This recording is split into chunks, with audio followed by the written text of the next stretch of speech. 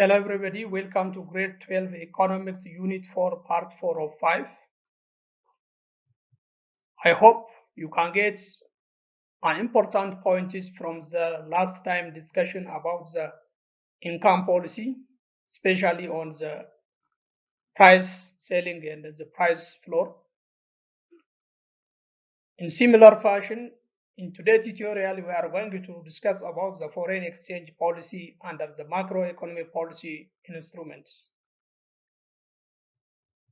Maatii Dorii Tube channel akkam jirtu nageenyi keenya iddoo jirtanitti sinaa dhaqqabuuni. Kun barnoota ekonomiksii kutaa 12ffaa boqonnaa 4 marroo isa 5ffaati. Mata-duree keenya yeroo darbee irraa waan gaarii akka hubattanis abdiin qaba. Mata-dureen barnoota keenya har'aa foreign exchange policy under macroeconomic policy instruments jedha. Akkuma yeroo hundumaa iddoo kana uffisanii Dorii Tube channel jedhu kana cufaasuun digatina. Kallattumaan gara barnoota keenya har'aatti dabarra.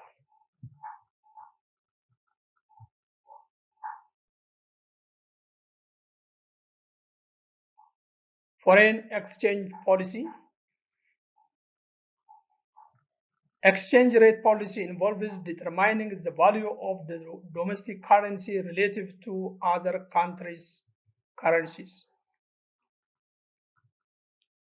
Mata-dureen barnoota keenya irraa foreign exchange policy jedha. Foreign exchange policy jechuun gabaabumatti sharafa qarshii biyyoota alaa jechuudha. Kan sharafa qarshii.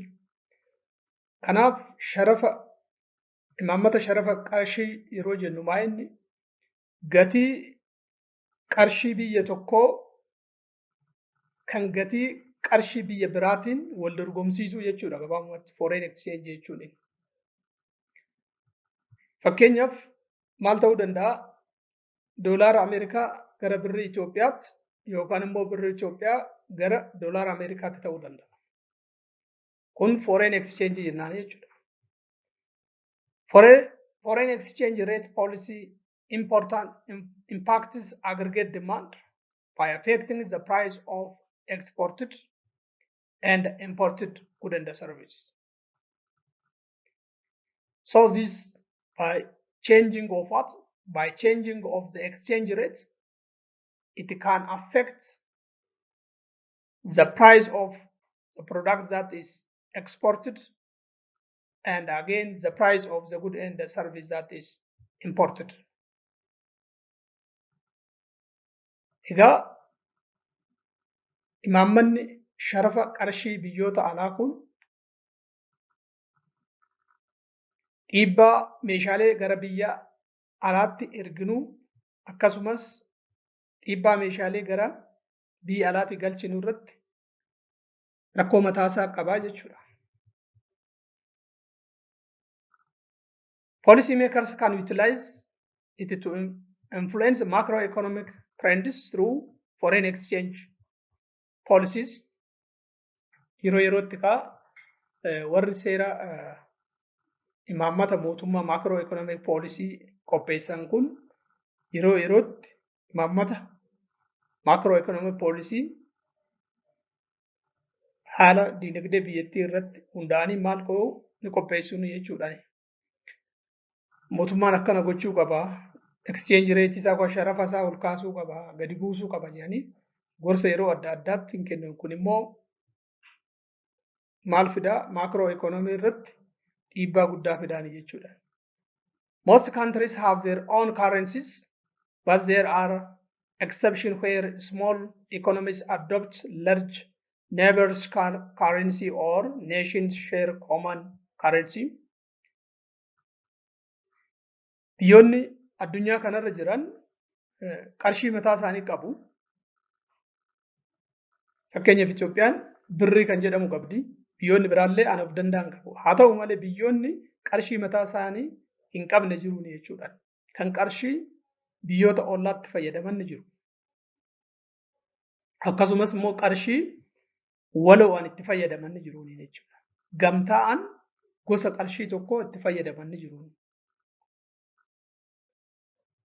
Biyyoonni fakkeenyaaf qarshii hin qabne keessaa yoo fudhanne Ecuador, Salvador, Panamaan qarshii mataa isaanii hin qaban biyyoonni kun.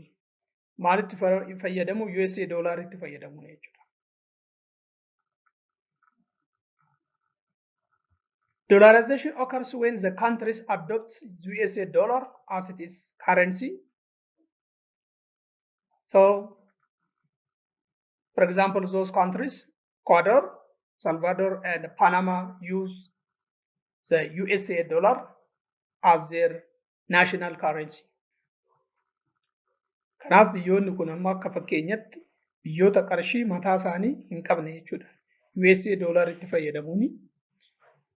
USA doolarii Federal Reserve yookaan immoo National Bank isa jennu sanatu USAtu biyyoota kana rabsa jechuudha. Poolisii mataa ofii danda'e hin qaban biyyoonni.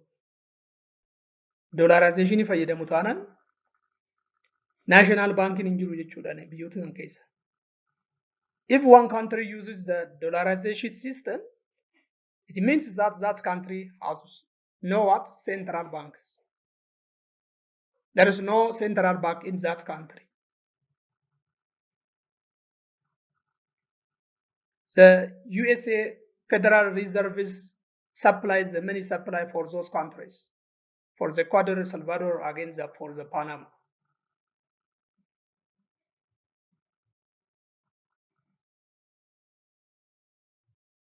The euro is an example of the common currency used by the multiple European nations. Biyyoonni immoo qarshii gamtaa fayyadaman kan qarshii hin qabne kanneen akka Paanamaa, Ecuador jenne irraan. Gamtaan immoo biyyoonni baay'een bakka tokkotti dhufan immoo qarshii takkitti qofa kan fayyadaman jiru jechuudha. Keessattuu gamtaa biyyoota Awurooppaa, European Union warra jedhaman kun euro fayyadamu. Euro qarshii biyyoota gamtooman biyyoota Awurooppaa gamtoomanii qarshiin isaan itti fayyadaman maal jedhama? Euro jedhama jechuudha. The Eurozone countries share common monetary policy, which managed by the European Central Bank, located in the Frankfurt, Germany. So there is only one national bank, that is European Central Bank. For more than 19 countries, out of 27 members of the state of the European Union, the 19 countries use what? The common currency, that is euro. Kanaaf biyyoonni amma Eurozone warra jedhaman zoonii kana keessa warra jiran Central Bank tokkitti qofa waliin qabu. Innis maal jedhama? European Central Bank kan jedhamu kanatu biyyoota kana kan biyya eessatti argama? Magaalaa German Frankfurtitti argaman jechuudha. Biyyoota meeqaaf qarshii rabsa jechuudha? Naannoo biyyoota 19 European Union gamtaan Awurooppaa naannoo biyyoota 27 of keessaa qaba. Biyyoota 27 kana keessaa biyyoonni 19 qarshii common currency yookaan immoo euro kanatti qofa fayyadamu jechuudha. Qarshii waloo qabu yookaan currency takkitti qabu waliin euro qofa waliin qabu jechuudha. Biyyoonni 19 biyyoota 27 gamtaa Awurooppaa keessa jechuudha. From out of the 27 members of the state of the European Union, around 19 countries use what? The common currency, that is the euro. An exchange rate represents the price of one country in terms of what? Another country. This is obvious what we already defined. Different groups such as firms involved in international trade, tourists, and international investors participate in foreign exchange markets. Egaa garee adda addaatu jira. Foreign exchange yookaan sharafa biyyoota qarshii biyyoota alaa kana keessatti kan hirmaatu namoota baay'eetu jira jechuudha. Yookaan garee hedduutu jira. Fakkeenyaaf turistoota ta'uu danda'a. Daldaltoota addunyaa, turistoota, biyya tokko biyya biraa deemanii yoo daawwatan dirqama qarshii tokko qarshii biraatti sharafachuun isaanii dirqama. Investoroota addunyaa kun hundumtuu eessa keessatti ni hirmaatu? Foreign exchange market keessatti ni hirmaatu jechuudha. Product tokko bitanii galchuudhaaf dirqama qarshii kan biyya sanaa convert godhanii erguufii qabuun jechuudha. Tourists exchange their home currency for the currency of what? The countries they are visiting. That means, for example, let we assume there is a tourist from USA. When came to Ethiopia, the USA citizen, he or she may be converted USA dollar into Ethiopian birr in the National Bank of Ethiopia. And when an Ethiopian tourist went to move to maybe Europe or USA, the Ethiopian tourist must convert Ethiopian birr into dollar or another currency. Egaa turistoonni biyya isaaniitii ka'anii gara biyya daawwatan sana yoo deeman qarshii biyya deemanii daawwatan sanitti jijjiirrachuun dirqama ta'a jechuudha. Fakkeenyaaf lammiin Ameerikaa tokko Itoophiyaa dhufee daawwachuu barbaade doolaara Ameerikaa naashinaal baankii deemee maal godhaa? Konverti godha yookaan immoo inni jijjiirrataa jechuudha. Lammiin Itoophiyaa immoo USA deemee daawwannaaf yoo barbaade vaakeeshinii karas deemuu yoo barbaade qarshii Itoophiyaa naashinaal baankii Itoophiyaa deemee maal gochuu qabaa? Jijjiirrachuu qabaa jechuudha. Birri Itoophiyaa karamitti jijjiirrataa? Gara USA doolaaritti jijjiirrataa jechuudha.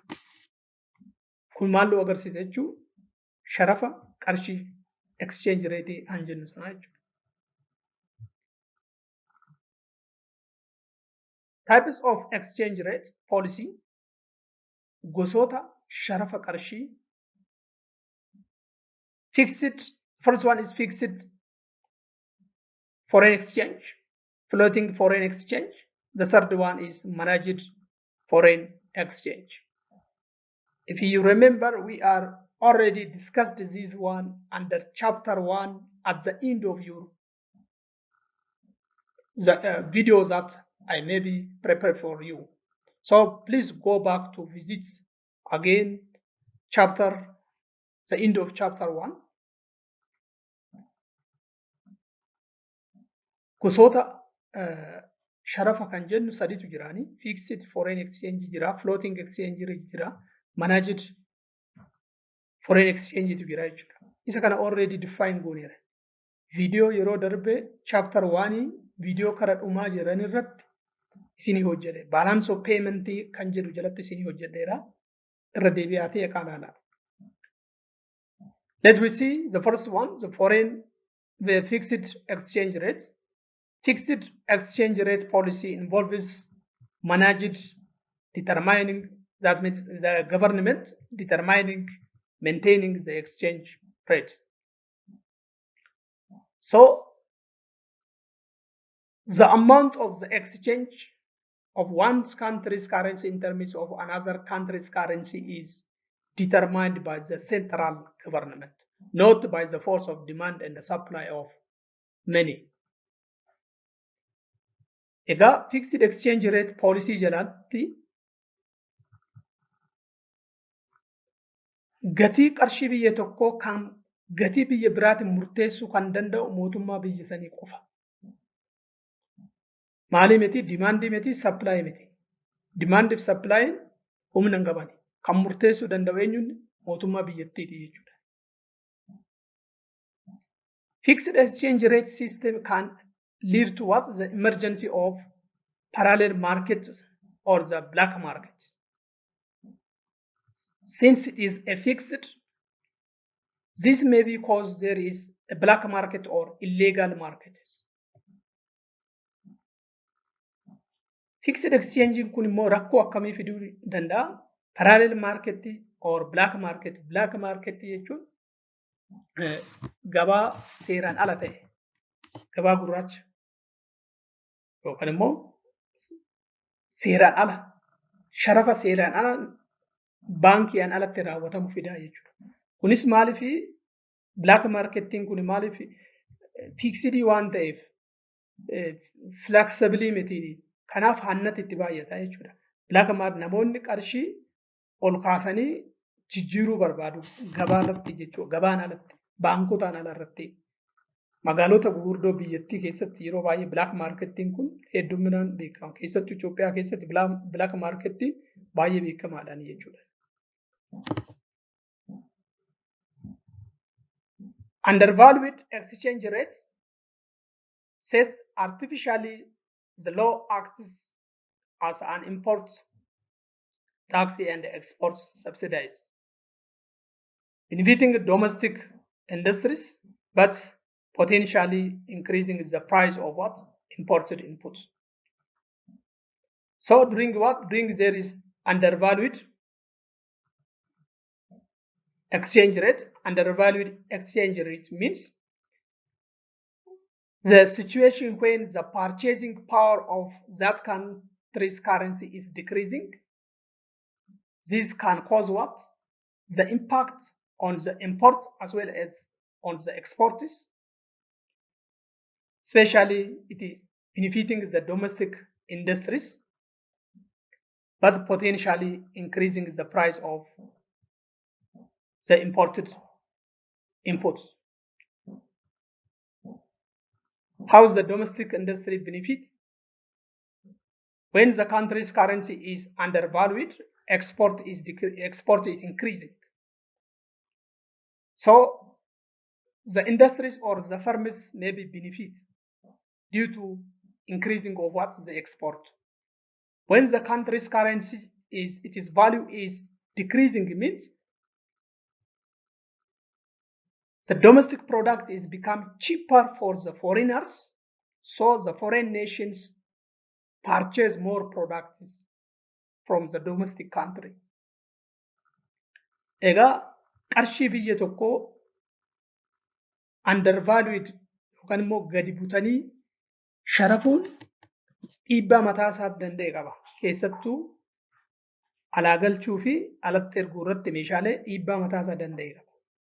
Yeroo qarshiin biyya tokkoo qarshii biyya biraatiin gadi butamtee sharafamtu fayyadamaan eenyunni namoota biyya san keessa jiran warra waa oomishanii alatti erganii jechuudha.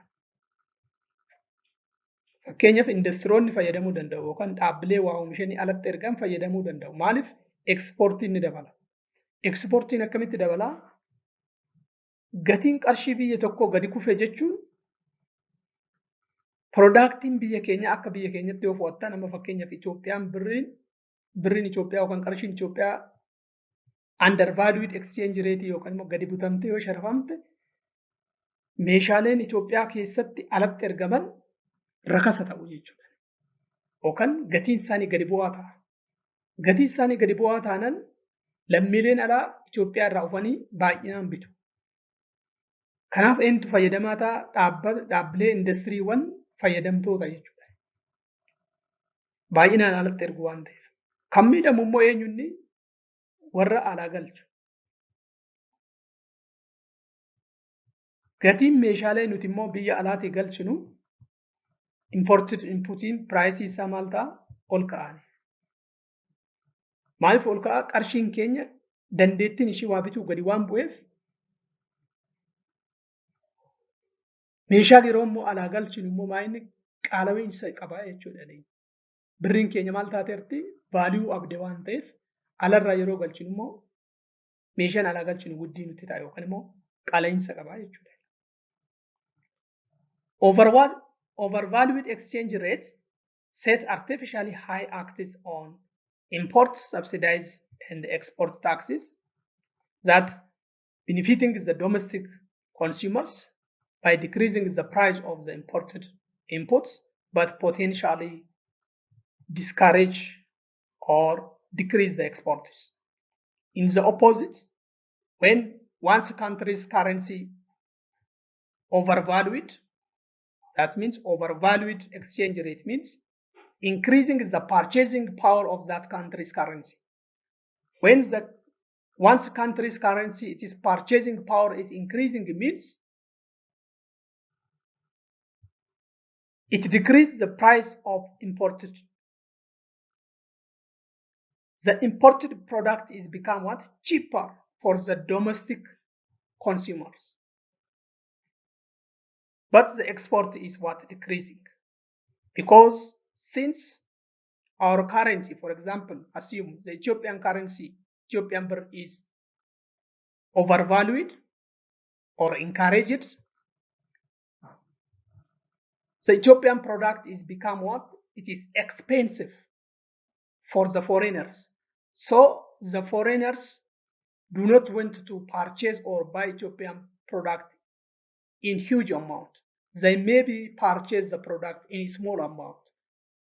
Purchasing of the product, Ethiopian product in small amount means the export is decreasing. Egaa faallaa kanaati immoo qarshiin biyya tokko overvalued exchange yoo taate yookaan immoo appreciate taate yookaan dandeettiin ishii waa bituu yeroo ol ka'u jechuudha. Qarshii biyya biraatiin wal dorgomsiisne yoo ilaallu haamilee itti yoo horru appreciate yeroo goonu jechuudha. Overvalued yeroo taatu rakkoo akkamii fida jechuudha. Gatiin meeshaalee nuti alaa galchinu gadi bu'a. Maaliif qarshiin keenya humna argattee jirti. Dandeettiin nuti meeshaalee alaa binnee galchinus akkasuma dabalaa jechuudha. Piraayisiin nuuf hir'ata. Meeshaalee alaa nuti binnee gallu suni maal mi'aa miti yookaan qalawiinsa hin qaban jechuudha. Garuu ekspoortiin keenya immoo ni hir'ata. Akkamitti hir'ata? Itoophiyaan birrii overvalued taate yookaan haamilee argatteetti jechuudha. Duratti yeroo undervalued maal go'u doolaara xiqqaa fidaniiti birrii Itoophiyaa guddaatti jijjiirratanii meeshaalee Itoophiyaa baay'ina fe'atanii bahu turan. Amma garuu doolaara baay'ee fidaniiti birrii xiqqaatti jijjiirratu jechuudha. Yeroo kana immoo maal go'u haamilee dhabu lammiileen biyya alaa piroodaaktii keenya baay'inaan dhufanii nurraan bitan. Baay'inaan dhufanii nurraan bitan taanaan immoo ekspoortiin keenya maal ta'a gadi bu'aa jechuudha. So how the exchange rate can affect the amount of what? The amount of export and import when we make what? Undervalued exchange rates and overvalued exchange rate.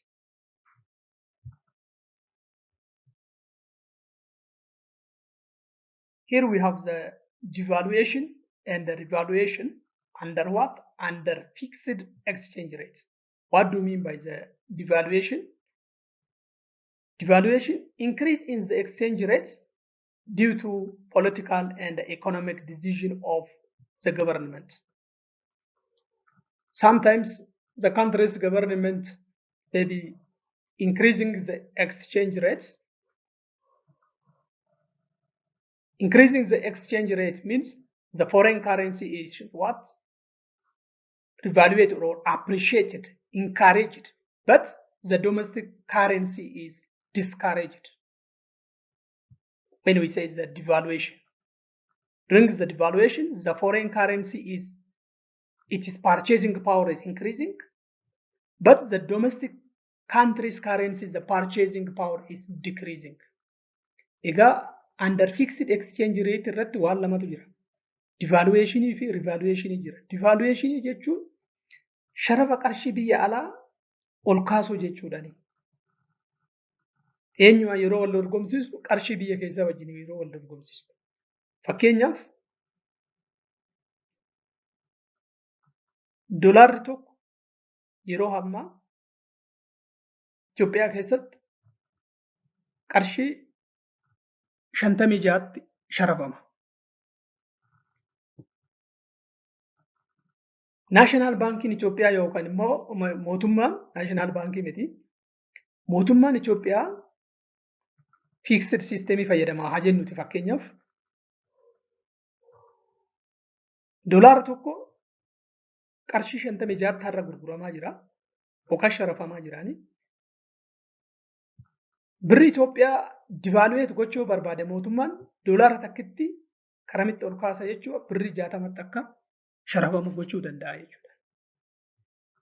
Doolaarri takka birri Itoophiyaatti 60 taate jechuun qarshiin Itoophiyaa maayinni divaluate taateerti. Dandeettiin ishii waa bituu gadi bu'ee jechuudha. The purchasing power of the when $1 dollar is converted into, nowadays it is converted into 56 Ethiopian birr. But when Ethiopian government decides to convert $1 dollar to 16 birr, now the Ethiopian birr is become what? Devaluated. The purchasing or the ability of the Ethiopian birr to buy something is what? Discouraged or decreasing. But the USA dollar is what? Encouraged. The purchasing power of USA dollar is increasing. So when once country's currency is devaluated, the domestic currency purchasing power is what? It is decreasing. Under the fixed exchange rate, revaluation means decrease in the exchange rates due to political and economic decision of what? The government. Yeroo immoo revaluationii maa inni exchange rate gadi buta mootummaan jechuudha. Fakkeenyaaf maybe dhimma siyaasaaf ta'uu danda'a yookaan dhimma diinagdeetiif ta'uu danda'a. Qarshii biyya tokkoo kan biraati wal bira qabeet gadi butuu ni danda'a. Qarshii biyya isaa maal gochuu haamilee itti horeet kan biyyoota biraa immoo gadi butuu danda'a. Dandeettiin ishii waa bituu jechuudha. Fakkeenyaaf mootummaan Itoophiyaa har'aan tana gabaa irratti USA doolaariin tokko birri Itoophiyaa 56tti sharafamaa jira. Birri Itoophiyaa haamilee ishii ol kaasuu yoo barbaade yookaan dandeettiin ishii waa bituu ol kaasuu yoo barbaade mootummaan Itoophiyaa doolaara takka garamitti gadi butuu garamitti sharafuu danda'a 50tti. Kana jechuun dandeettiin birri Itoophiyaa waa bituu dabale jechuudha. Haamilee itti horre jechuudha. Dur doolaarri xiqqoon birri Itoophiyaatti sharafamaa. Kana jechuun birriin Itoophiyaa vaaliyuu qabdu jechuudha. Amma fakkeenyaaf doolaarri takkittiin birri Itoophiyaatti 60 ta'e jechuun birriin Itoophiyaa gatii hin qabdu jechuudha. Garuu doolaarri tokko immoo karaa haa xiqqaatu karaa 50tti yoo gadi butu birri Itoophiyaatti dandeettii horreerra jechuudha. Dandeettiin ishii waa bituu ol ka'eera jechuudha. Kun maal nu agarsiisa? Domestic currency purchasing power is what? Yes, it is increasing, not decreasing. Increase. Kanaaf dandeettiin birrii maal ta'a jechuun ol ka'a. Yes, decrease an jiru kana sirreessaa increase ta'uu qabaani. Kun maal nu agarsiisa jechuudha? Devaluationii fi revaluationii maal jalatti? Fixed exchange jalatti jechuudha. The second type of the exchange rate is, here we have flexible or floating exchange rate policy. Under the flexible or floating exchange rate policy, exchange rate is determined by or it is left for the market forces, such as the demand and the supply for the money. The demand for the money and the supply for the money can determine the amount of one country's currency in terms of another country's currency. Floating exchange rate jalatti gatii qarshii biyya tokko kan murteessuu danda'u mootummaa osoo hin taane gabaatu murteessa.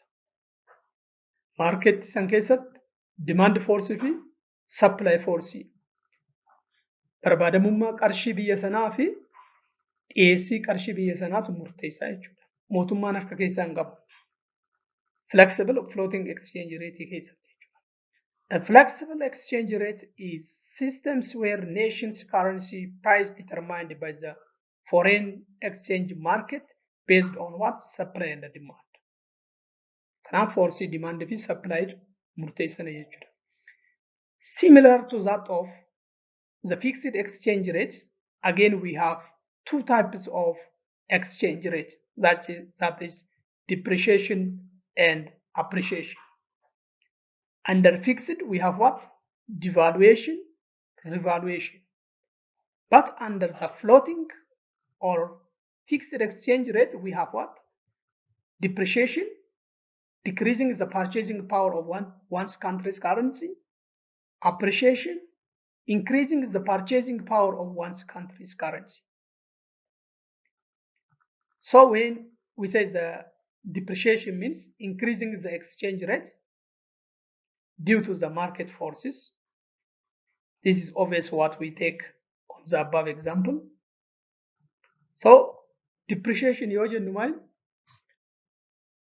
Qarshii biyyoota biraa exchange rate isaa ol kaasuu jechuudha. Qarshii biyya keessaa gadi butuu dandeettii ishii waa bituu gadi butuu domestic currency gadi butuu kan biyyoota biraa immoo increase gochuu.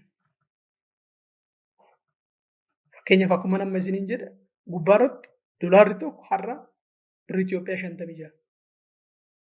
Kanaaf mootummaan birrii Itoophiyaa depreciate gochuu yoo barbaade yookaan gadi butuu yoo barbaade haamilee ishii dandeettiin ishii waa bituu gadi butuu yoo barbaade 56 ture karamitti ol kaasaa 60tti ol kaasuu danda'a jechuudha. Demand and supply murteessu mootummaa osoo hin taane market demand fi market supply murteessa. Karanatti ol ka'a fakkeenyaaf yeroo karanatti ol ka'u birrii Itoophiyaa maal taate jenna depreciate taate. It means the purchasing power of the Ethiopian birr is decreasing, but the purchasing power of USA dollar is increasing. During what? During depreciation. Domestic currency purchasing power is what? Decrease.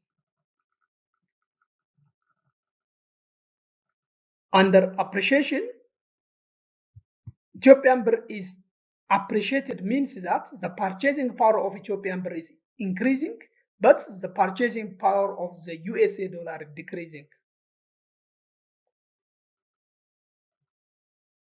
So during the appreciation, the domestic currency purchasing power is what? Increasing, not decreasing. This one again correct it. And the purchasing power of the foreign currency, for example, the purchasing power of the USA dollar has become decreasing during the appreciation. Egaa appreciation jalatti immoo birriin Itoophiyaa haamilee argattee dandeettii waa bituu ishii dabala jechuudha. Garuu kan biyya biraa sharafni nuti kara biraatti itti jijjiirru sun immoo maal ta'a gadi bu'a. Fakkeenyaaf USA doolaariin sharafni isaa maal ta'a gadi bu'a jechuudha. Appreciation irratti. So this is again an important point under fixed exchange rate, that is devaluation and revaluation. Under floating or flexible exchange rates, we have appreciation, depreciation. That means decreasing the purchasing power of the domestic currency and increasing the purchasing power of the foreign currency. Appreciation means increasing or encouraging the domestic currency and decreasing or discouraging the foreign currency.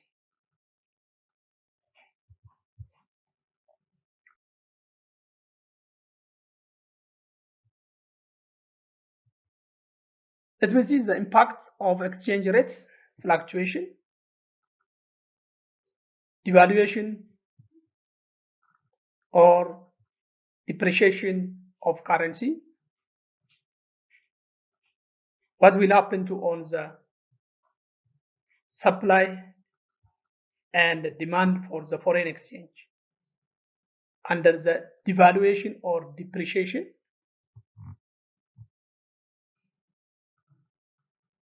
Devaluation for the fixed, depreciation for the floating. Egaa foreign exchange supply fi demand irratti rakkoo akkamii fida? Yeroo qarshii biyya tokkoo dandeettiin ishii waa bituu yeroo gadi bu'u exchange rate irratti demand fi supply irratti maal fida kan jedhu laata? When one's country's currency, its purchasing power is decreasing, means improve the current account balance and overall the balance of payments. That means it makes export cheaper when one country devaluates or depreciates its currency, it causes export to become cheaper, import to become more expensive. During what? Devaluation or depreciation. Yeroo biyyi tokko qarshii biyya ishii dandeettii ishii waa bituu yeroo gadi buustu yookaan haamilee ishii yoo gadi buttu rakkoo akkamii fidaa? Ekspoortiin maal ta'a? Chiipparii ta'a yookaan bushaa ta'a yookaan immoo maaliin rakasa ta'a jechuudha. Ekspoortiin chiipparii ta'a. Wanti nuti alatti arginu chiippariidha. Wanti nuti immoo alaa galchinu maaliin ekspeensivii ta'a. Kostii ta'a nuti.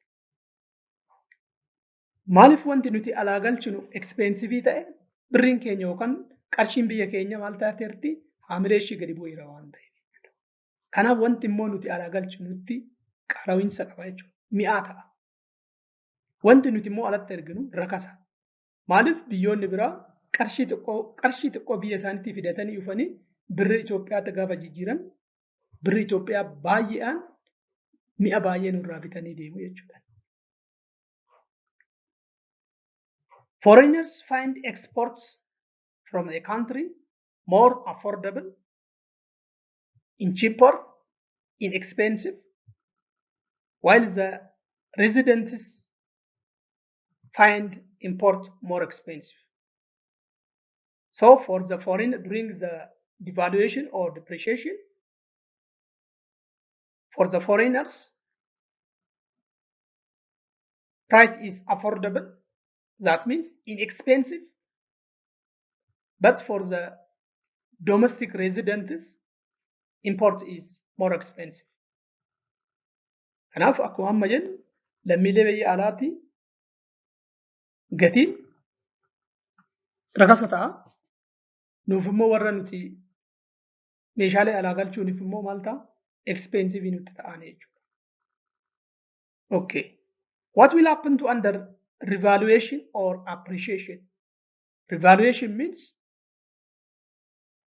yes, we use such types of the words under fixed and appreciation under floating exchange rate. Amma immoo qarshiin biyya tokko haamilee ishii yoo ol ka'u revaluate yoo taatu yookaan appreciate yoo taatu. Revaluationii fixed jalatti fayyadamna. Appreciation immoo maal floating exchange jalatti fayyadamna. Kanaaf jarri lachuu hiikni isaanii tokko.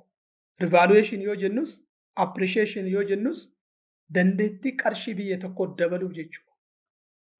Revaluation again appreciation means increasing the purchasing power of the domestic currency and decreasing the purchasing power of the foreign currency. So what will happen to the import and export during the revaluation or the appreciation of the currency? There is a worsen of the external balance. The external balance is become worsen or it become what? Bad. Why it is bad? Because import is increasing, export is decreasing. During the revaluation or appreciation, export is more expensive. Why is the export is more expensive? Because the domestic currency ability to buy something is increasing. So the domestic product is become more expensive for the foreigners. When the domestic product is more expensive for the foreigners means our export is become what? Costlier or expensive for the foreign nations. In fact of this one, the export is what? Decrease. Import is cheaper. Why the import is cheaper? Because the domestic currency ability is increasing. So the foreign product is become cheaper for the domestic residents. Because the ability of the domestic currency is what? Somehow it is increasing. Egaa yeroo revaluation appreciation yookaan appreciation trade balancing gaariin ta'u Maaliif ekspoortiin hin xiqqaata, impoortii waan dabaluuf jechuudha. Biyyi tokko immoo tireed baalaansii ishii gaarii kan ta'u ekspoortii yoo dabalte malee impoortii yoo dabalte miti. Kanaaf worsen yookaan haala gaarii irra hin jiru tireed baalaansiin biyya sanaa jenna yeroo sana. Kanaaf walumaa galatti biyyi tokko qarshii biyya ishii dandeettii inni bituu waa bituu gabaarraa yeroo ol kaastu wanti nuti alatti erginu mi'aa ta'a lammiilee alaatiif. Wanti immoo nuti alaa galchinu immoo nuuf rakasa ta'a. Maaliif nuuf bushaa ta'a yookaan immoo gatiin isaa gadi aanaa maaliif nuu ta'a? Dandeettiin qarshii biyya keenya maal ta'eera? Ol ka'eera waan ta'eef jechuudha. Kanaaf dandeettiin nuti waa binnee galchus akkasuma ol ka'a. Garuu miini nuti alatti erginu immoo maa'inni gatii isaa olaanaa. Maaliif qarshii keenyatu ol ka'e waan ta'eef. Foreigners find export from the country more expensive. Lammiilee alaatti baay'ee ol ka'a meeshaan biyya keessaa. While residents find imports more affordable, inexpensive. Lammiileen biyya keenya keessaatiif immoo yeroo nuti biyya alaatii galchinu gatiin maal inexpensive yookaan qaala'insa hin qabu jechuudha rakasa.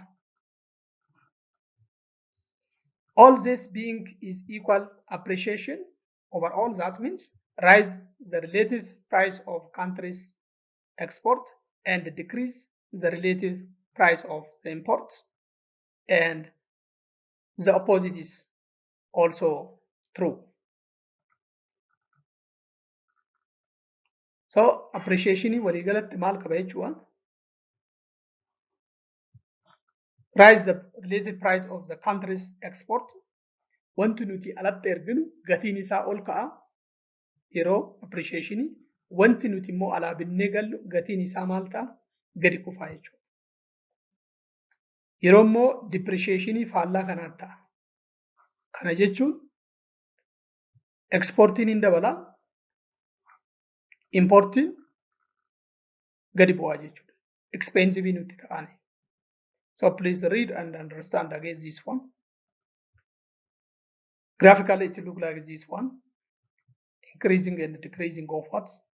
The exchange rate. Here we have the supply of the foreign exchange and we have the demand foreign exchange. Kun inni supply AC qarshii biyya alaati. Kun immoo barbaadamummaa isaa demand yaa jechuudha. Iddoo kanatti equilibrium qabna.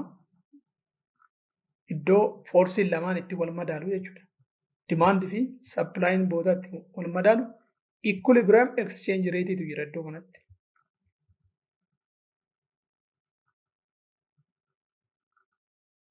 Qarshii biyya tokko appreciate yoo goonuu fi asii kaan immoo depreciate yeroo goonuu jechuudha.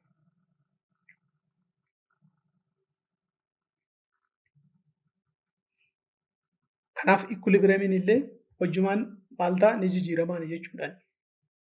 Fakkeenyaaf jalqaba iddoo kanarra turre ta'e equilibriumii kanarra jirra yoo ta'e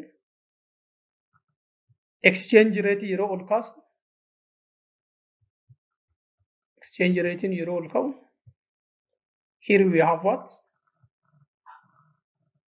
The demand foreign exchange, and again we have the supply for the foreign exchange.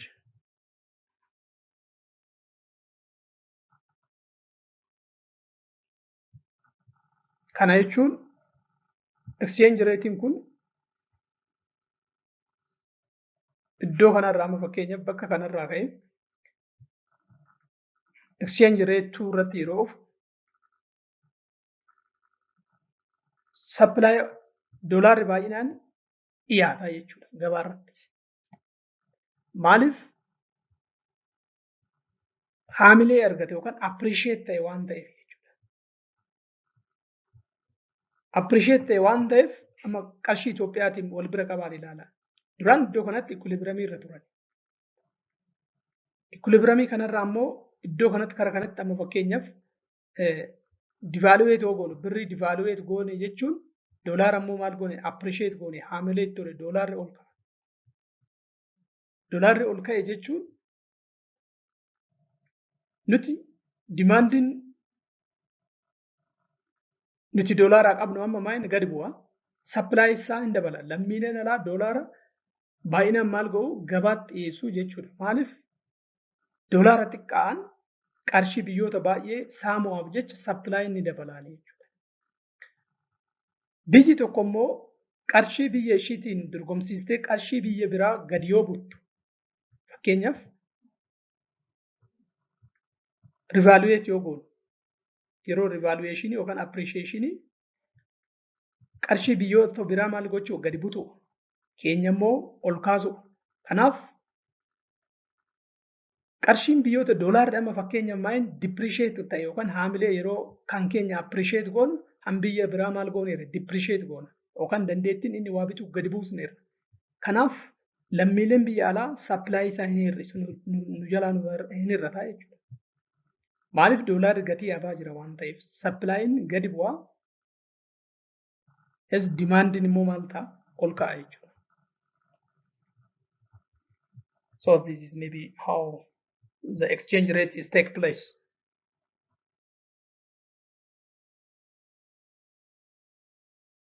The foreign exchange rate is crucial indicator for the country's economic growth, economic health and stability.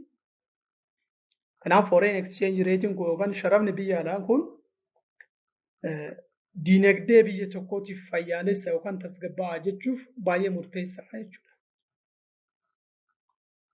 Exchange rates are constantly monitored and analyzed due to their significances.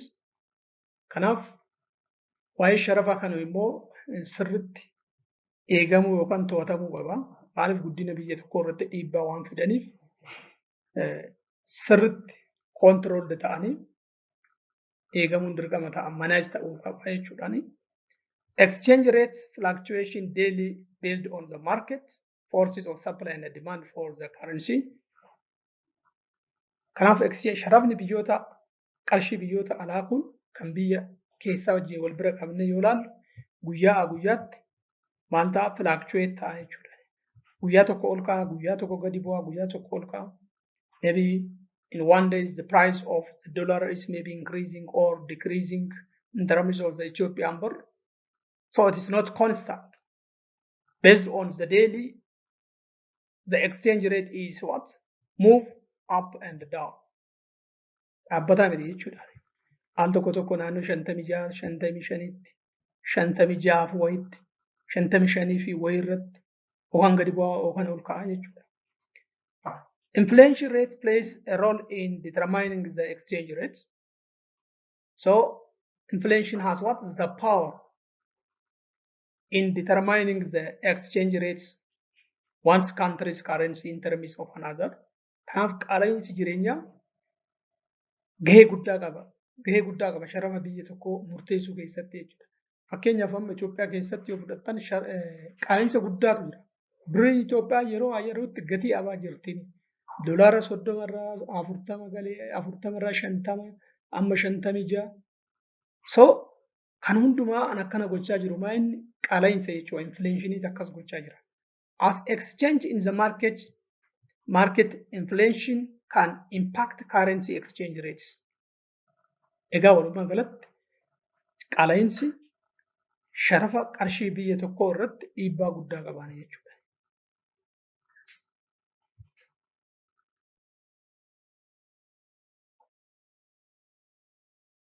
A country with the lower inflation rates compared to other country will experience appreciation in the value of its currency.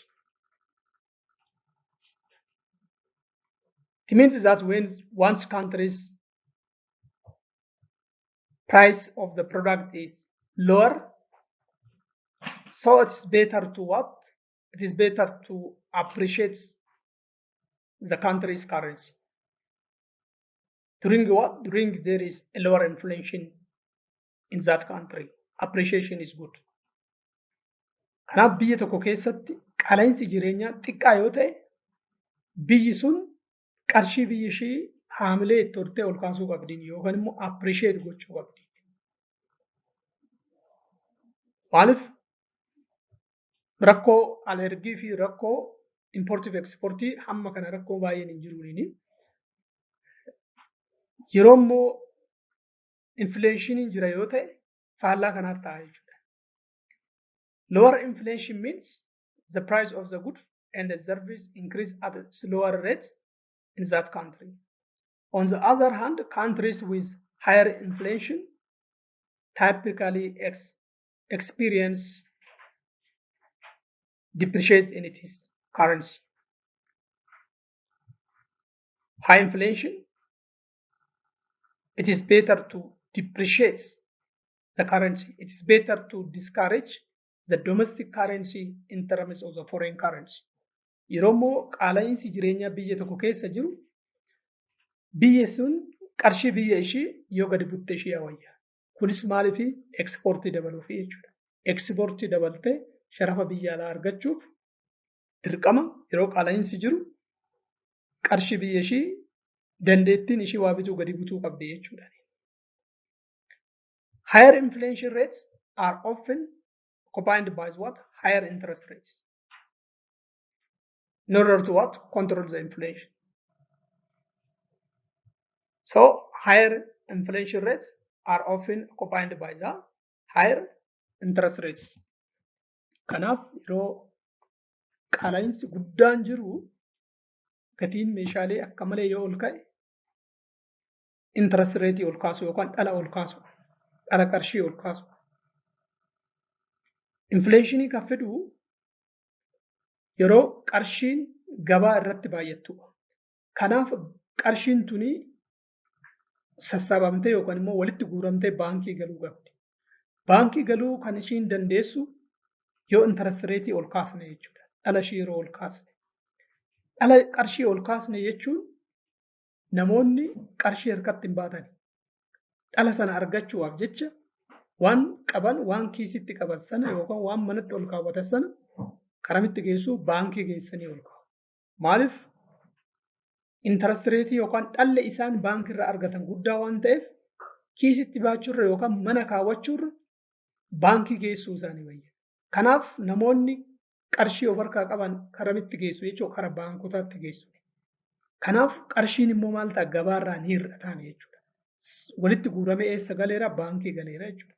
Qarshiin immoo gabaarraa walitti guuramtee baankii galte jechuun infleeshinii yookaan qaala'insi to'atamee jechuudha. Bifa kanaatiin high inflation rate jiraannaan interest rate ol kaasuun dirqama ta'a jechuudha mootummaa biyya sanaati.